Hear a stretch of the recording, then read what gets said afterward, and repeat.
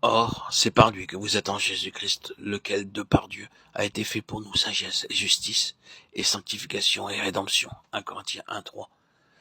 Il nous a donné une sagesse céleste pour comprendre les mystères célestes. Supposons que vous vouliez apprendre l'agriculture. Vous devez alors devenir fermier. Et si vous voulez savoir comment guérir le corps, vous devez devenir médecin. Pareillement, si vous voulez connaître quelque chose de Dieu, vous devez recevoir la sagesse divine. Les choses célestes ne peuvent être comprises que par la sagesse céleste.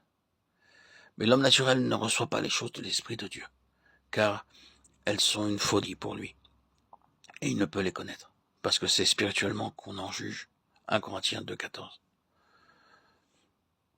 Par ce moyen, nous pouvons savoir ce qui arrivera après notre mort. Savez-vous ce qui arrivera après votre mort? Nous comprenons que le monde finira, mais avant que cela ait lieu, le Seigneur viendra et jugera toutes les nations. Nous savons que Dieu amènera à l'existence une nouvelle création. Tous ces mystères sont révélés par la sagesse divine. Nous aussi, nous trouvons la volonté de Dieu par la sagesse divine, et nous jouissons de la Bible par le même moyen.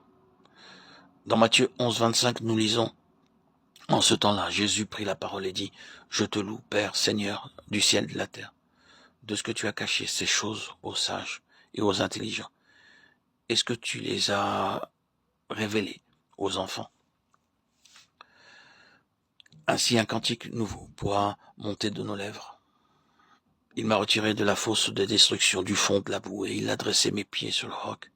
Il a affermi mes pas, il a mis dans ma bouche un cantique nouveau, une louange à notre Dieu. Beaucoup l'ont vu et ont eu de la crainte, ils se sont confiés en l'Éternel. Psaume 40, 3-4. Un cantique nouveau dans nos bouches pour louer et rendre grâce à Dieu. Cette même bouche était autrefois pleine de haine et de mauvaises choses. Maintenant, elle rend grâce, loue, bénit, adore et honore toujours Dieu, libérée de toute malédiction, amertume, haine, inimitié ou jalousie. Dieu a-t-il mis un cantique nouveau dans votre bouche, vous rendant capable de le louer en toutes circonstances?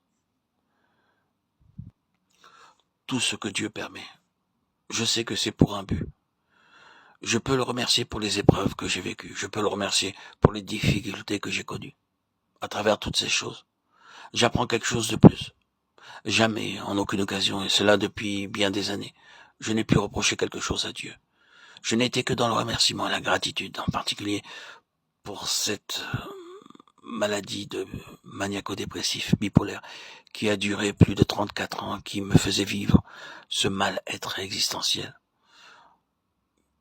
Quoi qu'il puisse m'arriver aujourd'hui, je dis toujours au Seigneur et au Dieu Tout-Puissant: je te remercie pour toutes choses, car je sais que toutes choses concourent ensemble pour mon bien. L'Écriture dit dans Romains 3, 8-38, nous savons du reste que toutes choses concourent au bien de ceux qui aiment Dieu, de ceux qui sont appelés selon son dessein. Je remercie Dieu pour tout ce qui m'arrive. Je sais que tout ce qui m'arrive est pour mon bien. Dieu a fait de moi ce qu'il attendait. Il est l'architecte de ma vie, l'architecte de ma bénédiction présente. Être la propriété de Christ. Quelle joie, quel insigne honneur. Être l'enfant de Dieu, l'ambassadeur de Christ. Je me réjouirai en l'Éternel. Mon âme sera ravie d'allégresse en mon Dieu, car il m'a revêtu des vêtements du salut. Il m'a couvert du manteau de la délivrance, comme le fiancé s'orne d'un diadème, comme la fiancée se pare de ses joyaux. Ésaïe 61:10.